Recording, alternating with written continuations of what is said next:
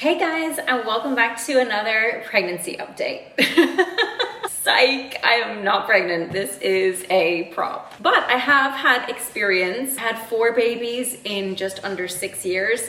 So I know what it's like to be pregnant. In this video, I wanted to share a little bit about my nutrition and fitness journey across all 4 of my pregnancies. But before we do that, let me take this off because it's actually pretty uncomfortable. I forgot how heavy it is to carry something like this in front of you all the time. That feels a whole lot better. I am definitely done being pregnant. But if you're new here, my name is Anna. I'm a 37-year-old mom of 4. I recently just went back to school to study nutrition and I have completed my first year. I'm in my 2nd year. And I thought I would do a video about my pregnancy nutrition and fitness journeys across all 4 of my pregnancies. Also, make sure you stay to the end of the video where I'm going to be sharing the tips I know now that I wish I would have known then, because I really did not know anything, especially in those beginning years. Also, little trigger warning, I am going to be mentioning things like weight in this video and numbers. So if that triggers you, please do not watch this. Maybe consider giving this video a skip. So my first pregnancy, I was 24. And I got pregnant with my first Amelia, who's now almost 13. And back then I did not have the best relationship with food, but because I got pregnant, I was really excited and nervous. I wasn't necessarily eating the right things, but I was trying. I was doing my best. I was also very tiny at that time, and to be honest, now looking back, I probably wasn't eating enough and I wasn't fueling myself. But at that time, I was doing the best with the information that I had available to me. And I feel like we need to give ourselves grace, especially when it's our first. You really are just trying to do your best. I was so young. I was so naive. I was taking my prenatals and I was doing all of the things that you're supposed to do. So I was trying to do the right things, but I definitely wasn't fueling myself enough. I only gained about 24 pounds in that pregnancy. Was I working out? No. I was just young and fit and I bounced back really quick afterwards, but I think it was just because I was so young. The one thing I would take away from my first pregnancy is that it's all a learning curve, and to give yourself some grace, especially if this is your first pregnancy. You do not need to have it all figured out. She turned out just fine. She's now a thriving, nearly 13-year-old. And you can second guess all of the things that you're doing and you can stress over them, or you can just enjoy your pregnancy and get on with it. My second pregnancy was when I was 26 with Edie, who is now 11. And again, I wasn't really fueling my body very well. I still didn't have a great relationship with food, if I'm honest. I got pregnant 9 or 10 months after having Amelia, so there wasn't really a lot of space. They were only 18, 19 months apart. I think I gained about 27 pounds this pregnancy. She was a little bit bigger, only by a few ounces. The one thing I remember about this pregnancy though is that I was so severely constipated. That was the main thing about this pregnancy that really sucked, was being so constipated. Again, I didn't move. I didn't do any exercise. I was still young. I was 26. I had youth on my side, so I got away with it. But the constipation was so brutal. And now, knowing what I know about fiber intake and movement and drinking water, I really wish I would have implemented some of those things. Again, my diet was pretty restrictive, so I definitely wasn't getting in enough fiber. And I wasn't doing things like exercise, which would have helped. I'm pretty sure I did drink water, but I don't know that it was like a ton. I was also taking supplements like in my first pregnancy. But again, I don't think the supplements weren't necessarily the best quality. They were just the ones that like the NHS recommends. Having said that, that was what I could afford at the time. So I'm by no means judging that either. I think that you do the best with what you have and what you know at that time. My key takeaway from this pregnancy though was to listen to your body's needs and to keep digestion in mind. You guys know now from watching my recent videos that I'm very passionate about digestion and gut health. I obviously didn't know any of those things back then, but eating enough fiber definitely would have helped, and getting moving as well would have been probably a godsend. But I didn't do it. My third pregnancy was very, very different. So first of all, there was like a bigger gap because I did have a miscarriage in between baby number 2 and baby number 3. So because I suffered a loss, number one, my body was not the same. Like my starting point wasn't the same as what it was the first 2 times. I held on to a lot of weight after the miscarriage because my body was like just not releasing it. So my starting weight was higher, and then I gained a lot more weight because I was emotionally eating. I was hurting a lot after the miscarriage. I was comfort eating, and I gained the most amount of weight this pregnancy, even though she was the smallest. I was 28 when I got pregnant with Alessia. I had her at 29. When she was born, she was only 6 pounds, but I gained about 28 pounds in that pregnancy. And I also remember had started higher too. So that was the heaviest I'd ever been. And I actually remember I stopped weighing myself at the end because it was just getting too triggering for me. Which is a really good tip actually, if you do start to kind of go down that route, which I definitely did. I was like, okay, I don't even want to know the number anymore. I did exercise a little bit in that pregnancy, not a whole lot, because again, I think I was scared. I was really scared of losing this baby because I had never had a loss before, and I was so protective of everything. And I really just sat and ate. And I enjoyed myself, I really did. So my takeaway from this one would be, if you do go down the route of emotional eating or even just comfort eating or whatever it is, just let yourself. Yes, I will admit that it is harder. The recovery is harder afterwards because you're less fit, you have more weight to lose.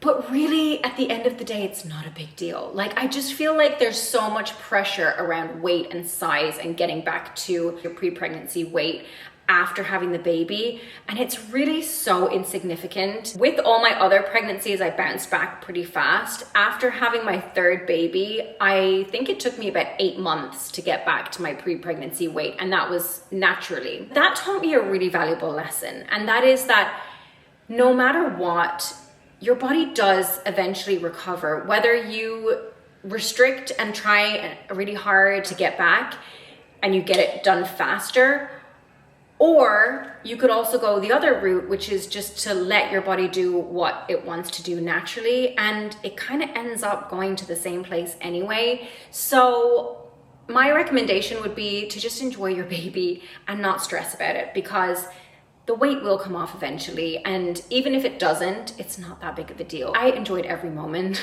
so I don't have any regrets. I will say though, I struggled the most postpartum with my third. I know that I was uncomfortable and I didn't feel good about myself, so that definitely played a part, but at the end of the day, the most important thing is that you get a healthy baby. So my takeaway is that emotional eating is okay sometimes, and to be gentle with yourself, because sometimes it's necessary and it's needed, and that's okay. And then came my fourth pregnancy, technically my fifth, but my fourth baby. And I was 30 by this stage, so I was older and wiser, and I really was. This honestly was my healthiest pregnancy, for sure. This was the pregnancy that I worked out.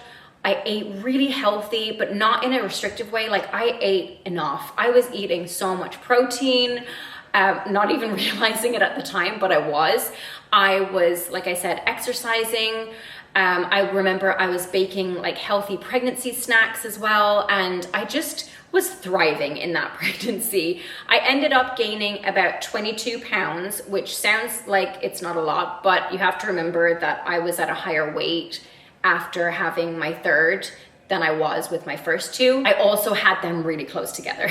So by the time, I think I remember I lost all the pregnancy weight from Alessia at 8 months postpartum, and then I got pregnant like straight away. Andrea was my biggest baby. He came out, he was huge. And you can tell from the pictures and the videos, like my bump looked massive. And this is the one that quite literally broke me. He was so big, and I guess also my body was probably fed up from just having so many pregnancies and not really being given a chance to recover. So my stomach muscles split in half, and I ended up with diastasis recti, which was a 3-finger separation, which I've now healed with a tummy tuck, but I would not have been able to fix that without surgery. I feel like I got everything right this one. First of all, I had had so much experience. So I knew what I did like and what I didn't like about the other experiences. And I kind of put everything together. And I was just really healthy and really in a good space. And my labor and delivery should have been really difficult because he was facing the other way. So he was upside down. He was facing the wrong way. So he was born looking up. He came out like this. And when the baby gets born that way, they kind of have to turn a corner. So it is a lot harder to push them out. But I managed to do it, and it was the shortest delivery. It was the quickest recovery, and I definitely attribute that to working out, to exercising. That 100% helped. I was so diligent with working out in my last pregnancy. I would wake up at 5 every morning and do my morning workout before the kids would go to school. And I just got super organized having 4 kids. I don't know. I think the more kids you have, it kind of forces you to be more organized. And if you're not, things just kind of fall apart. So I just learned that. My recovery was easier after baby number 4 as well. And I just felt like I had it down to a science. Like I kind of just knew what I was doing and I knew how to do it by that stage. My main takeaway from that pregnancy is that consistency with your nutrition and your fitness really does make all the difference in how you recover. Again, not judging the other ones. And I do feel like you kind of learn from your own experiences, and this was just my experience, and it makes sense that the last pregnancy was the healthiest because I just knew what I was doing and I knew what to expect. So to wrap things up, I thought I'd share some tips that I know now that I wish I would have known then, especially since studying nutrition and going deeper into areas like fertility and pregnancy and things like that. The first key thing was folic acid versus folate. So a lot of people don't know about this, me included. I did not know. But back in my pregnancies, I would take whatever folic acid or whatever supplements were recommended to me, which was usually just like a multivitamin, and it has folic acid in there because, you know, they say that folic acid is really important for pregnancy and for the development of the baby. The only problem is that not all women can actually process folic acid properly. So there's something called the MTHFR gene variation. I always think it sounds like a rude word. When I first saw it written down, I thought it said mother, you know what, and that's how I remember it.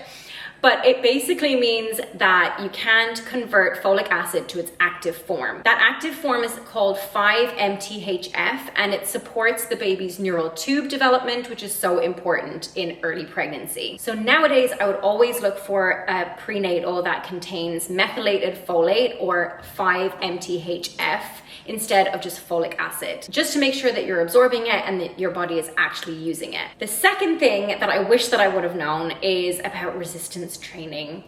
So I didn't do any resistance training. I just did HIIT, and HIIT is great. Like I love HIIT, but I wish that I would have picked up a weight. And I didn't in pregnancy. I'm not saying that you have to lift strenuous weights in pregnancy, although a lot of women do successfully. I do think a little bit of resistance training is great, even in pregnancy, and it can really help to strengthen your bones and your muscles, which is so important. I just wish that I would have known then what I know now about resistance training and how good it is for you. I also had some really bad back problems after having my 4th baby, and I feel like strength training would have really helped with that and would have helped me support that better. Resistance training can really help with your core strength, which is something that got really weak for me, especially in that last pregnancy, and especially after having had so many pregnancies back to back and virtually no recovery. But again, it's okay if you don't know them because you don't know what you don't know. Learning new information is really cool because then you can apply that to where you're at right now, and you can always constantly try to better yourself. That's why I'm so passionate about going back to school and learning, because even at 37, you're just never too old to learn. I think there's something really amazing about learning new things and applying them to the season of life that you're at right now.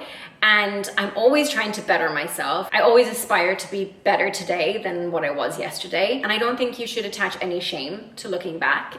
into the past. I think that it's a lot healthier to look forward and to look at all the positive changes that you can make now to ensure that you have a better future looking forward. So if you're starting your pregnancy journey, hopefully these tips will help you. Maybe you're starting your pregnancy journey, or maybe you're at number 2 or 3 or 4 or 5, I don't know. You can always learn something new, and hopefully you took something away from this video. But thank you guys for watching. I am definitely not pregnant. I'm sorry to disappoint those of you that thought I was pregnant, but I'm not. Let me know if you liked the video by giving it a thumbs up, and subscribe for more videos to come. I upload twice a week, and I will see you guys in my next one.